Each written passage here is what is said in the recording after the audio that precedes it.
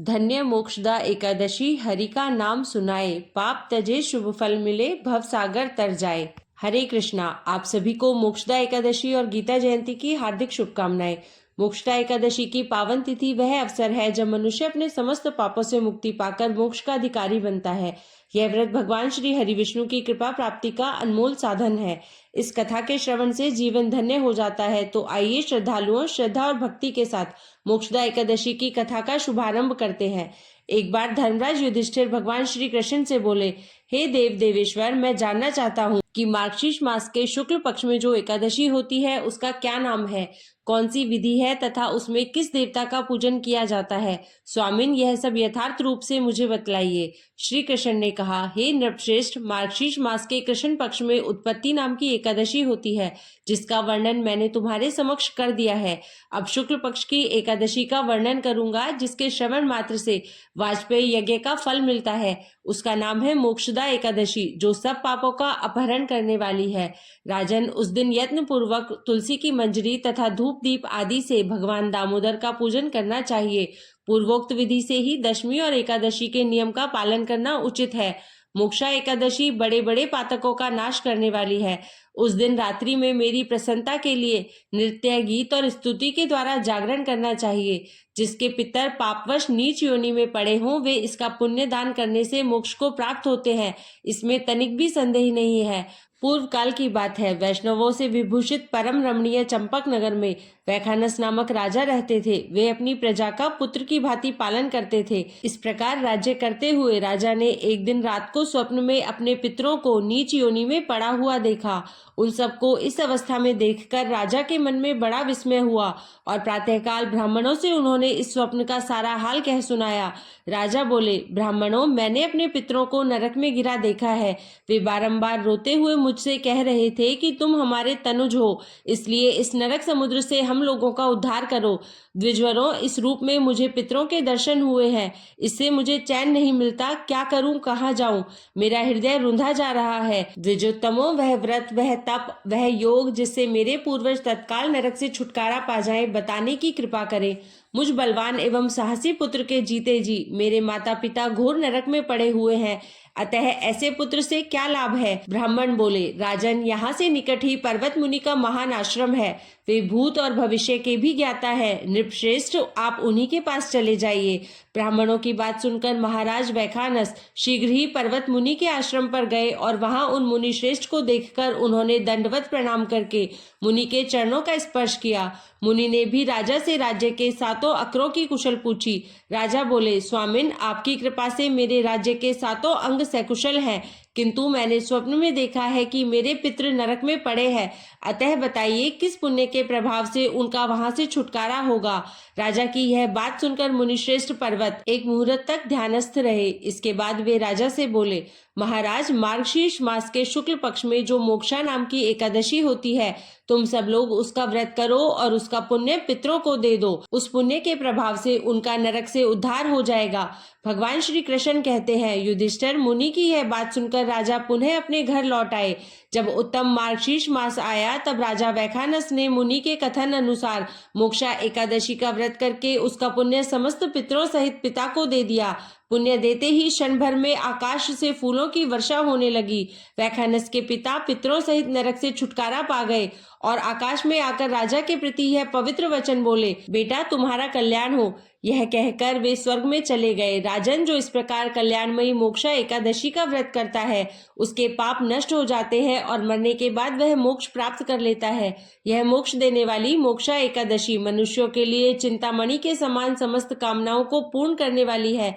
इस महात्म्य के पढ़ने और सुनने से वाजपेयी यज्ञ का फल मिलता है। तब धर्मराज युधिष्ठिर ने भी भगवान श्री कृष्ण के बताए विधान अनुसार इस पवित्र एकादशी का व्रत धारण किया, जिसके पुण्य प्रताप से उनके पितरों को भी मोक्ष प्राप्ति हुई और अंत में धर्मराज युधिष्ठिर भी स्वर्गलोक को प्राप्त हुए। एक लोक कथा के अनुसार एक बार एक कौवे और गरुड़ में मित्रता हो गई। दोनों बहुत समय अपना साथ ही गुजारते थे। उनकी मित्रता इतनी गहरी हो गई कि वह आपस में कभी कोई बात नहीं छुपाते थे। एक दिन दोनों एक नदी के किनारे पेड़ पर बैठकर बातें कर रहे थे।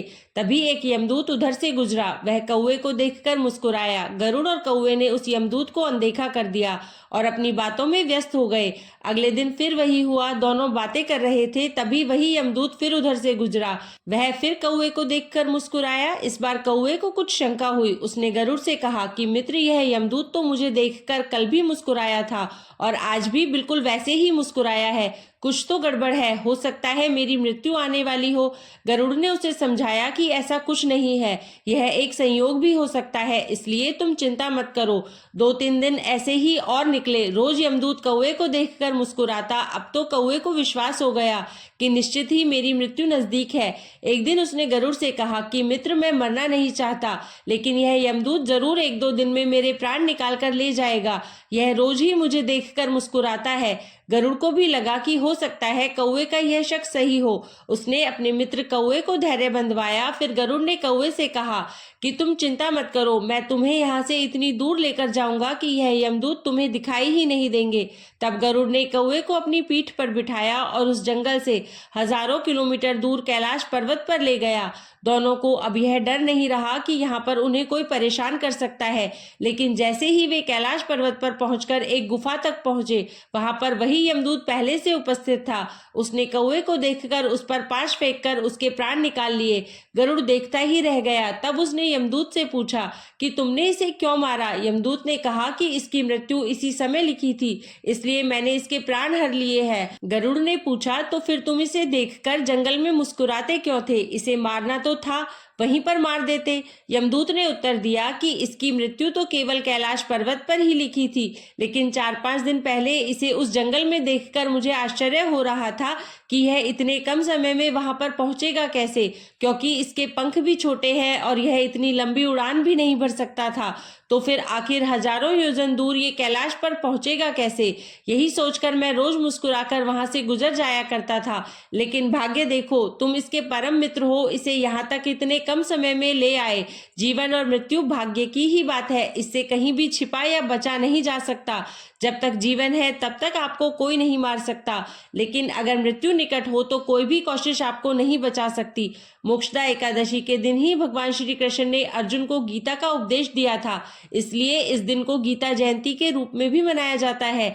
जब हम पहली बार गीता पढ़ते हैं तो इसे हम एक अंधे व्यक्ति के रूप में पढ़ते हैं, यानी हम केवल इतना ही समझ पाते हैं कि कौन किसके पिता, कौन किसकी बहन और कौन किसका भाई है। पहली बार गीता पढ़ने पर इससे ज्यादा हमारी समझ में कुछ नहीं आता। दूसरी बार जब हम गीता पढ़ते हैं तो मन में कुछ सवाल जागृत होंगे कि ऐसा क्यों किया गया या वैसा क्यों हुआ। जब हम तीसरी बार गीता पढ़ेंगे तो इसके अर्थ को समझने लगेंगे। हालांकि हर व्यक्ति को इसका अर्थ अपने तरीके से ही समझ में आएगा। जब हम चौथी बार गीता पढ़ेंगे तो हर एक पात्र से जुड़ी भावनाओं को समझ पाएंगे कि अर्जुन के मन में या दुर्योधन के मन में इस समय क्या चल रहा है। पांचवी बार गीता को पढ़ने से पूरा कुरुक्षेत्र हमारे मन में खड़ा हो जाता है और हमारे मन में अलग अलग कल्पनाएं होती है। छठी बार गीता पढ़ने से हम भगवान को अपने सामने अनुभव करने लगते हैं और हमें ऐसा लगता है कि मानो भगवान हमारे सामने ही यह सब कुछ बता रहे हैं। आठवीं बार जब भगवत गीता को पढ़ते हैं तो हमें यह पूरी तरह एहसास हो जाता है कि कृष्ण कहीं बाहर नहीं बल्कि हमारे भीतर ही है और हम उनके भीतर हैं। भगवत गीता को पढ़ने के लिए सुबह का समय सबसे उत्तम माना जाता है, क्योंकि इस समय हमारा मन, मस्तिष्क और वातावरण में शांति और सकारात्मकता होती है। भगवत गीता में कुल 18 अध्याय हैं और इसमें लगभग 700 श्लोक हैं। भगवत गीता महाभारत के 18 अध्यायों में से एक भीष्म पर्व का हिस्सा भी है। भगवत गीता को अर्जुन के अलावा भगवान श्री कृष्ण के मुख से संजय ने सुना था और उन्होंने धृतराष्ट्र को सुनाया था। भगवत गीता में श्री कृष्ण ने 574, अर्जुन ने 85, संजय ने 40 और धृतराष्ट्र ने केवल 1 श्लोक कहा है। हरियाणा के कुरुक्षेत्र में जब यह ज्ञान दिया गया तब वह तिथि एकादशी थी। कलयुग के प्रारंभ होने के मात्र 30 वर्ष पहले इस ज्ञान को दिया गया था और संभवतः उस दिन रविवार था। कहते हैं कि उन्होंने यह ज्ञान लगभग 45 मिनट तक दिया था, इसलिए ही इस दिन गीता जयंती मनाई जाती है। भगवान श्री कृष्ण ने अर्जुन को कुरुक्षेत्र में खड़े होकर गीता का ज्ञान दिया था और श्री कृष्ण अर्जुन संवाद के नाम से भी इसे जाना जाता है। भले ही गीता का ज्ञान भगवान कृष्ण ने अर्जुन को दिया था, लेकिन अर्जुन के माध्यम से ही उन्होंने संपूर्ण जगत को यह ज्ञान दिया था। भगवद गीता का मुख्य भाव श्रेष्ठ मानव बनना, ईश्वर को समझना और मोक्ष की प्राप्ति है। श्रीमद् भगवद गीता आज से लगभग 5070 साल पहले लिखी गई थी। कहते हैं कि जब भगवान श्री कृष्ण गीता का उपदेश दे रहे थे तब समय भी रुक गया था। जिस घर में भगवद गीता का नित्य पाठ होता है उस घर में भगवान श्री कृष्ण का भी वास माना जाता है और ऐसा व्यक्ति कभी भी अपने पद से भ्रष्ट नहीं होता। तो यह थी आज की जानकारी और कथाएं। आशा करती हूँ कि आपको वीडियो पसंद आई होगी। अगर वीडियो पसंद आई हो तो वीडियो को लाइक करें और चैनल को सब्सक्राइब करें।